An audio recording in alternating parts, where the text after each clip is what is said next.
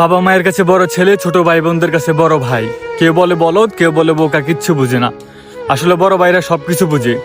জন্মের পর থেকে অভাব দেখে বড় হয়েছে তো, আর বাবা কত কষ্ট করে দিনমজুর খেটে সংসার চালায় বড় করছে সেটা দেখছে, তাই খুব অল্প বয়সে দায়িত্ব নেওয়া শিখে গেছে। চাইলেও অনেক কথা মুখ ফুসকে বলতে পারে না, কারণ পরিবারটা যদি ভুল শিক্ষা পাবে, ভাই বোনরা যদি ভুল কিছু বুঝে, পরিবারটা যদি ধ্বংস হয়ে যায় সেই ভয়ে। বড় ভাই জানে তার বাবার পরে এই পরিবারের দায়িত্বটা তার উপরে, তাকে কেউ দায়িত্ব বুঝিয়ে দেওয়া লাগে না, সে নিজে থেকে দায়িত্ব বুঝে যায়।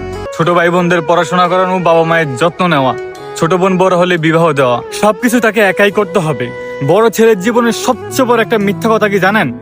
তাকে ভালো কথা জিজ্ঞেস করলে সে সব সময় বলবে খুব ভালো আছি, কারণ সে জানে তার ভালো থাকার উপর পুরো পরিবারের ভালো থাকা নির্ভর করে।